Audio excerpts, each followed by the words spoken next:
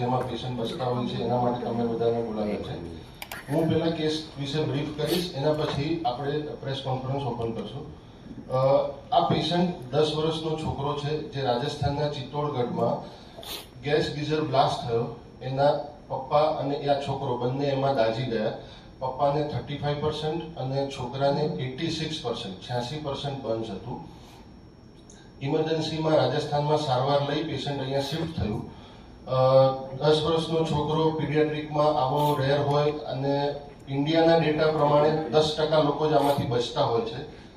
તો અહીંયા અમારે ત્યાં multi level approach, multidisciplinary approach doctor Bhatia sir જે પ્લાસ્ટિક સર્જન છે, ડૉક્ટર રાજેશ મિશ્રા જે ક્રિટિકલ કેર એક્સપર્ટ છે, બંને લોકોએ પહેલા દિવસથી સારવાર ચાલુ કરી દીધી. ઇમરજન્સીમાં મોનિટરિંગથી માંડીને બધું. આજે 1 મહિના પછી છોકરો ડિસ્ચાર્જ થવાનું, કાલે સવારે એનું ડિસ્ચાર્જ છે. છોકરો બહુ ખુશ છે. હમણાં એને પણ બોલાવશું આપણે, તમે બધા એમનું પણ જોઈ શકશો. આવી જ ગયો છે છોકરો પાછળ. તો આ કેસની બ્રીફ હતું.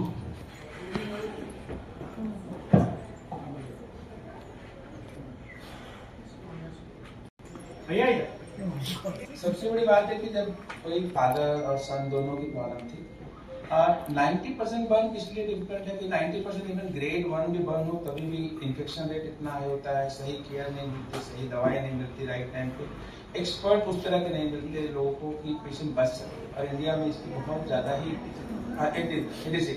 जो कि इंडिया में इसकी बहुत सारी डेथ्स कमी है. हमारा लग था कि हमें ऐसा पेशेंट मिला जिसके लिए हम काम कर पाए एक टीम की तरह, और पेशेंट के लिए अच्छा था कि हमारे पास पहुंच सका कि राइट टाइम इसलिए बोल रहा हूँ कि 12 घंटे के अंदर पेशेंट हमारे पास आ गया था. तो शुरू के 5-7 दिन तक इन पेशेंट को बचाना बहुत मुश्किल था, बहुत रैपिडली ये पेशेंट डिटोरिएट करते हैं. अच्छी बात है कि भाटिया साहब की पर्टिकुलरली बर्न में, मतलब I have seen so many people as a plastic, but burn patient के भाटिया साहब की जो एक्सपर्टीज, जो एग्रेशन है कि मतलब रात के 12 बजे भी पेशेंट को ओटी में ले जाके उसकी सर्जरी करनी है तो he is ready to do that. Normally burn patient में इस तरह की फैसिलिटीज बहुत कम इंडिया में सेंटर है कि काम के डॉक्टर हो और ऐसे लोग हो जो इस तरह का काम करने के लिए. और जो सबसे इम्पोर्टेंट है, शुरू के 7 दिन हमारे पास ये बच्चा आईसीयू में था, उसको हाई ऑक्सीजन की जरूरत पड़ी, जैसे 70 लीटर ऑक्सीजन देना पड़ा, कंटिन्यूस एल्बुमिन की जरूरत पड़ी, डेली ड्रेसिंग की जरूरत पड़ी. ऐसे पेशेंट को बहुत हाई एल्बुमिन देना पड़ता. बट भगवान की मेहरबानी से हर चीज वो लोग कर पाए, ये रिस्पॉन्ड किया, डिटोरिएट नहीं हुआ. कोई इतने मतलब 10% आपको कट हो जाए इन्फेक्शन हो जाता है, 90% बर्न के बाद भी बच्चे को कोई सीरियस इन्फेक्शन नहीं हुआ.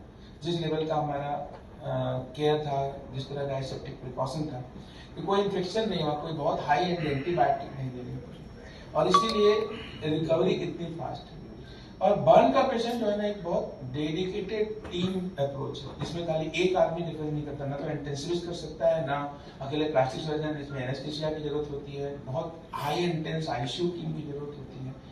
बहुत मतलब अगर आज के समय में सबसे महंगा कोई ट्रीटमेंट हो सकता है किसी चीज का तो वो बर्न पेशेंट को मैनेज करना, because daily OT, daily ICU, हर दिन सर्जरी करना, हर दिन महंगी दवाएं देना. कई बार स्किन इतनी बार में जाती है कि एक साथ आप नहीं निकाल सकते, उसको आपको स्टेज में निकालना पड़ता है, उसके लिए नई स्किन डालनी पड़ती है, तो बहुत लंबी प्रोसेस होती है. मतलब 1 से 1.5 महीने पेशेंट को हॉस्पिटल में रहना पड़ता है. उतना लंबा बिना इन्फेक्शन को ट्रीट करना, बिना इन्फेक्शन हुए ट्रीट करना, ऐसा केयर करना कि आदमी नॉर्मल जैसा हो जाए, तो हमारे लिए या सबके लिए एक अचीवमेंट है, एक लेसन भी है. कि हालांकि लोग हतोत्साहित हो जाते हैं कि बर्न हुआ मतलब लोग हाथ पांव छोड़ देते हैं, बट ऐसा नहीं है.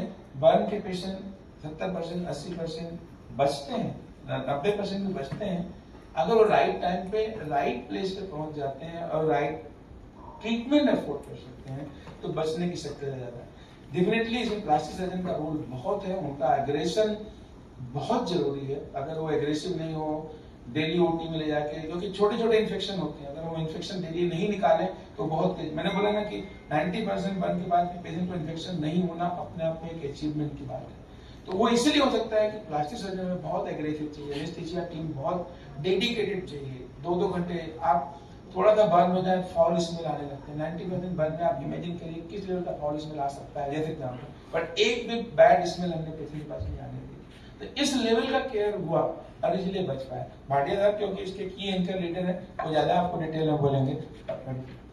સૌથી મોટી વસ્તુ છે કે એને જે આ ટ્રોમા થયો છે એ ભૂલવું પડશે. એટલે અમે લોકો ચાઇલ્ડ સાયકોલોજિસ્ટને ઓલરેડી કન્સલ્ટ કર્યું છે અને ભવિષ્યમાં એને એ જ કરવું પડશે. ચાઇલ્ડ સાયકોલોજિસ્ટના ગાઈડન્સ પ્રમાણે જવું પડશે કે આ સ્કાર્સ તો જે છે મગજના સ્કાર્સ નીકળવા જોઈએ. માઇન્ડ આહારમાં શું લેવાનું હોય છે? જે સુવાવડમાં લેવાય એ. ઓકે. અને 18મી તારીખે ગયા વખતે જાજી ગયો તો 19મી અમારી પાસે આવ્યો 18મી રાત્રે 12 વાગે 19મી 12 વાગે. તો એ વખતે જોયું ને સૌથી મોટો નિર્ણય હતો કે કેટલા પર્સન્ટેજ છે કેટલી ડેથ છે. કેમ કે ત્યાં 90% ડાયગ્નોઝ કર્યું હતું, મેં 86% કર્યું, 3-4% આમ તેમ બહુ ફરક નથી પડતો. પણ જોતા મને એવું લાગ્યું કે આ સેકન્ડ ડિગ્રી બર્થ છે, થર્ડ ડિગ્રી નથી. હવે સેકન્ડ ડિગ્રી અને થર્ડ ડિગ્રીનું ટ્રીટમેન્ટ જ જુદી હોય છે. એટલે મેં ઇમિડિયેટલી નિર્ણય લીધો કે બીજા દિવસે સવારે એને બાયોલોજિકલ સ્કિન કવર્સ હોય છે એનાથી કવર કરી દઉં. એ અવેલેબલ હોય છે કોમર્શિયલી. એટલે બાયોલોજિકલ સ્કિન કવર્સથી કવર કરી અને દવાઓને બધું જે બી હતું એ મિશ્રા સાહેબે આપ્યું. પછી ડ્રેસિંગ વખતે અમારે એક જ વસ્તુ કરવાની હતી કે જ્યાં સુધી, કેમ કે સેકન્ડ ડિગ્રી બર્ન્સ છે ને જાતે હીલ થાય, ખાલી એને વૂન્ડને પ્રોટેક્ટ કરવો પડે. થર્ડ ડિગ્રી બર્ન્સ ક્યારે જાતે હીલ ના થાય. એમાં તમારે બીજેથી ચામડી મંગાવવી પડે કે આ બી એક જાતની ચામડી જ હોય છે પણ એ કોમર્શિયલી અવેલેબલ હોય છે.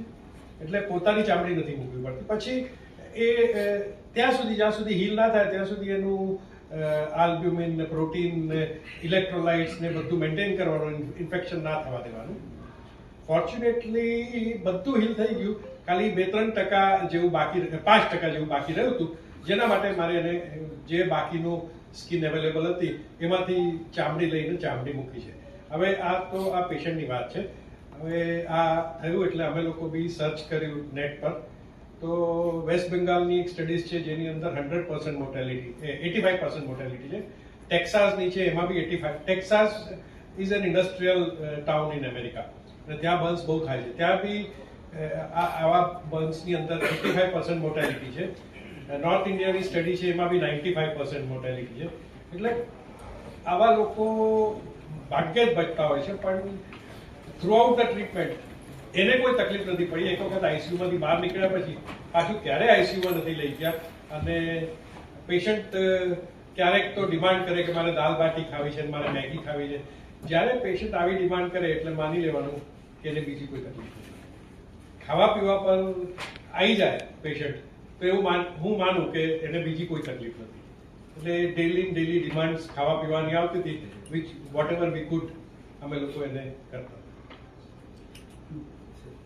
હવે પણ વસ્તુ બહુ સ્પેસિફિક છે બાળમાંથી કે જે પર્ટિક્યુલરલી મોટે ભાગે ઇગ્નોર થાય છે. એક તો એનું તમે નાનું બાળક કેટલું દુખાવ થાય અને આવા પેશન્ટ 90% बर्न था तो can imagine what kind of pain a patient can have.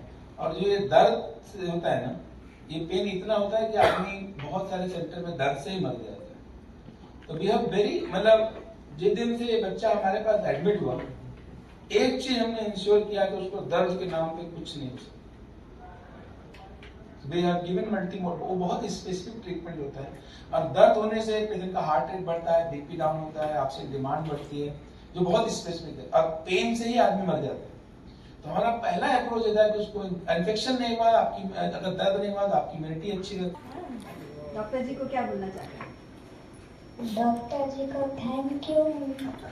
तेरा बर्थडे कैसा था? अरे इसका बर्थडे भी सेलिब्रेट किया अरे हमने. वाह. हैं? मैं When he was treated. क्या मुझे बहुत अच्छा लगा. घर जाके क्या करेंगे? घर जाके तो अभी रेस्ट करना है. आपकी हॉबी क्या है? बॉक्सिंग. बॉक्सिंग. वैसे आज सुबह में मिला तो उसको टेंशन था, उसकी एग्जाम आ रही है. हाँ, so you are reading. पढ़ रहे हैं. इसका नाम शिवांश इसलिए पड़ा है क्योंकि ये शिवरात्रि के दिन पैदा हुआ था. ओह वाह. And because right now